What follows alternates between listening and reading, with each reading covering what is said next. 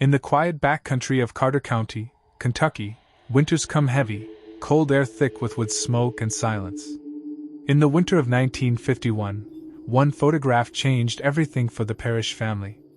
It showed two newborn twins, Thomas and Sarah, lying side by side in an old wooden crib. The image looked ordinary at first glance, until you noticed the details. Their faces were just slightly off. The eyes too wide apart. The mouths, slightly open but not in a way human mouths should be. And if you looked closer, really closer, you'd see that their fingers didn't bend right. That single photograph terrified the family so much that they sealed it inside a metal box and buried it behind their barn. 3 years later, the Parishes never spoke the twins' names again. Not in church, not in whispers, not even in grief. The Parish family had owned those 200 acres of farmland since 1873. They were simple people, tobacco farmers, Baptists, quiet and private. But when Margaret Parish gave birth to her twins on March 14, 1951, something came into that farmhouse that would haunt them for generations. The midwife that night, Ethel Combs, a veteran who delivered hundreds of babies, would later tell her daughter that she almost ran from the room. The birth itself went smoothly. The twins were breathing, their hearts strong. But what she saw after they opened their eyes, she could never explain. Dr. Howard Brennan, the local physician, came the next morning. He examined the twins in silence for nearly half an hour, then closed his medical bag and looked out the window at the fog settling over the fields. When the father, Robert Parish, asked if his children would live, the doctor gave a strange reply. "Survival isn't the question you should be asking." That moment marked the beginning of the Parish family's secret. The twins were kept upstairs, their existence erased from every public record. A fake funeral was held, 2 empty caskets lowered into the ground behind the church. Neighbors believed the story of stillbirth. No one asked questions. For 7 years, the Parishes lived in silence. Curtains drawn. No visitors. No sunlight upstairs. But inside that house, the impossible was growing. The twins did not develop like human children. By age 3, Thomas dragged himself across the floor with his arms, one leg shorter by almost a foot. Sarah could sit up if propped on pillows, her translucent skin revealing veins that pulsed unnaturally beneath the surface. They seemed to see things no one else could, tracking movement in empty corners, reacting to invisible sounds.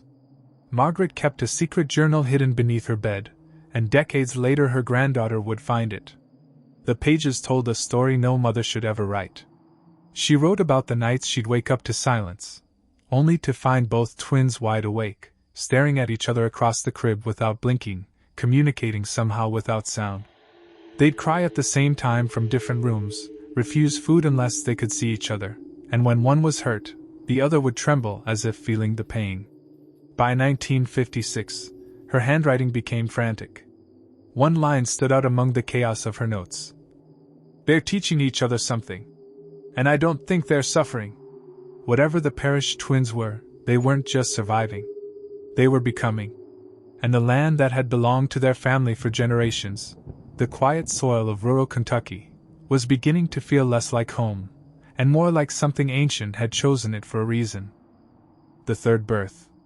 By January of 1957, the Parish farmhouse had gone silent again. For 6 years, Margaret and Robert had managed to keep the twins hidden, alive, strange, and secret. But Margaret was pregnant once more, and from the very first movement inside her, she knew something wasn't right. She wrote in her journal, "It doesn't move like a child. It turns." The twins seemed to know too. Whenever Margaret entered their room, Thomas and Sarah would stare at her stomach, their wide eyes following every motion beneath her skin as if recognizing something, or someone, they'd been waiting for. Dr. Brennan visited the farmhouse twice that spring. He still came at night, walking a quarter-mile through the fields so no neighbors would see his car. On his second visit, after examining Margaret in uneasy silence, he took Robert aside in the kitchen. His voice shook when he spoke. "You need to end this pregnancy, Robert. Whatever's happening, it's not normal. She might not survive it." Robert refused. Margaret wouldn't leave the house. She believed the bloodline itself was the curse, not her body, and that breaking the cycle meant staying on the land that carried it. She made her husband promise that when her time came, the baby would be born there, in the same upstairs bedroom where the twins had entered the world. Through the humid Kentucky summer, the house filled with tension that seemed almost alive. The twins grew restless. Their humming, low, rhythmic, and inhuman, echoed through the thin wooden floors late into the night. By September, Margaret's body was nearly unrecognizable. The baby's movements were violent, sharp enough for Robert to see them from across the room, angular bulges pressing out against her skin, like something was trying to claw its way free. Then came the night of September 9, 1957. It was just after sunset when Robert heard his wife scream from upstairs, high, raw, and endless. He dropped his tools in the barn and ran, his boots thudding against the dirt. Inside the house, the sound grew louder, echoing through the old walls until even the twins upstairs began to wail with her, their voices matching hers in pitch. By the time Dr. Brennan arrived, Margaret's voice was nearly gone, and the twins' screams had turned into a steady hum that vibrated through the floorboards. The doctor climbed the stairs with trembling hands. The child, Daniel Parish, was born at 11:47 p.m. Dr. Brennan would later tell his wife that he delivered hundreds of babies in his life, but none like this one. Daniel didn't cry when he came into the world. He didn't gasp for air or flinch from the light. He opened his eyes and focused. The doctor said the infant's tiny fingers closed around his wrist with a strength that left bruises. His gaze followed movement, sharp and aware. It wasn't the stare of a newborn. It was the stare of something that understood.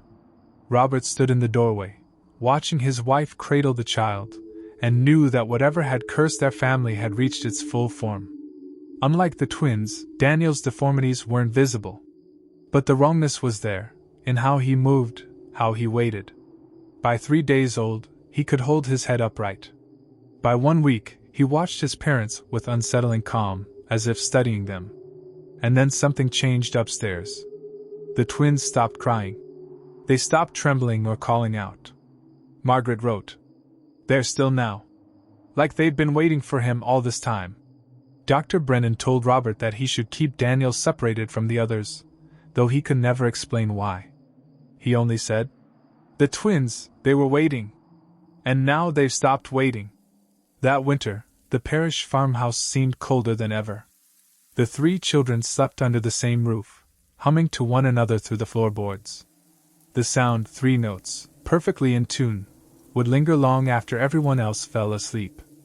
And in her final entry of that year, Margaret wrote a single sentence in shaking handwriting. "I don't think I'm raising children anymore." Halloween night, the vanishing. By the fall of 1958, the parish farmhouse had become a fortress of secrets. Curtains stayed drawn even at noon. The chimney smoked only at night. No one in Carter County had seen the family in months. Rumors spread, sickness, grief, madness. But the truth was worse than gossip could imagine. Inside that farmhouse lived 3 children who no longer behaved like children. Thomas and Sarah, now 7, still could not walk properly, yet they moved with eerie precision when they chose to. Daniel, just 1 year old, was silent, expressionless, and frighteningly aware. When the doctor came, the last time anyone outside the family would cross that threshold, he swore the 3 of them watched him together, heads turning in perfect unison, like birds tracking a predator. Then came October 31, 1958. Robert Parish was in the lower pasture mending fences when his mother's scream cut through the quiet hills. It wasn't a startled cry, it was raw terror. He dropped his tools and ran. Inside, the air felt colder than the night outside. The scream had come from upstairs. Robert took the steps 2 at a time, calling his mother's name. When he reached the landing, she was standing in front of the twins' bedroom door, white-faced, shaking. The room was empty. The crib was neatly made. The blankets folded. But Thomas and Sarah were gone. Robert tore through the hallway, shouting their names. His mother kept repeating, "They couldn't walk, they couldn't walk." And then they heard it, a sound, low and steady, coming from the next room. Daniel's room. When Robert pushed the door open, the sight froze him where he stood. Daniel, 1 year old, was sitting upright in his cradle, eyes open and calm. On either side of him, the twins had arranged themselves on the floor, their twisted bodies positioned with unnatural precision. Thomas sat tall, his crooked spine straightened somehow. Sarah's head was lifted, her unfocused eyes now sharp and fixed on her brother. All three were humming. Not a song, a tone. 3 notes in perfect harmony, vibrating the glass in the windows. Robert's mother later told the minister that the sound felt older than language. When Robert shouted their names, the humming stopped. All 3 turned toward him in a single synchronized movement. For a heartbeat, he swore their eyes reflected the same color, a pale gray shimmer, like metal in fog. He didn't remember leaving the room. He only remembered the cold when he came to his senses outside, standing in the yard, his breath fogging in the air. The farmhouse windows glowed faintly from candlelight, and for the first time in his life, he didn't want to go back inside. That night, Dr. Brennan came for the final time. He examined the children briefly, hands trembling so badly he could barely write notes. He told Robert, "This isn't medicine anymore. You need someone outside of medicine." When Margaret asked who that meant, he couldn't answer. He packed his bag, walked to his car, and never returned. 14 months later, he was dead, heart attack, age 61. His wife burned his journals, including everything he'd written about the Parish family. By March 1959, Robert sold the farm for half its value under one condition, that the buyer never enter the upstairs bedrooms until the family had left.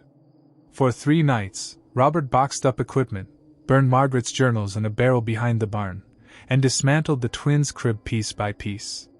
He buried the fragments across the property, 6 graves of wood and metal, unmarked but known to him alone.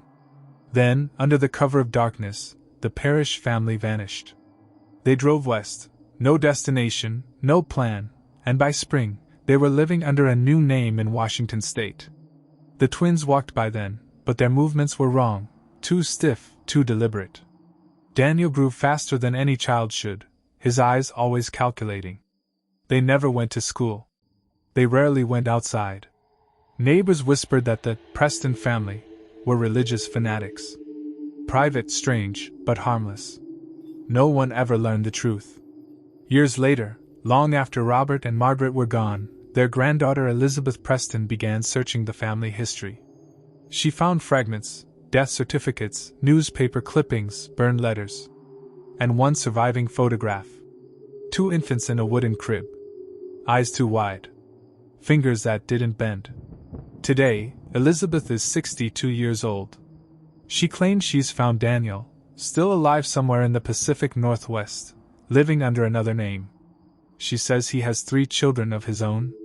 And if you look closely at their photos, she insists, you'll see it, in the way their eyes don't quite align, in the strange calm in their faces, in the faint wrongness you can't explain but can't stop staring at. The Parish bloodline didn't die. It adapted. And that old farmhouse on Route 19 still stands, windows dark, doors chained. The locals say that if you drive past it on a foggy night and roll down your window, you can hear it, faint, rhythmic, endless. 3 notes. In perfect harmony. Waiting for someone from the bloodline to come home.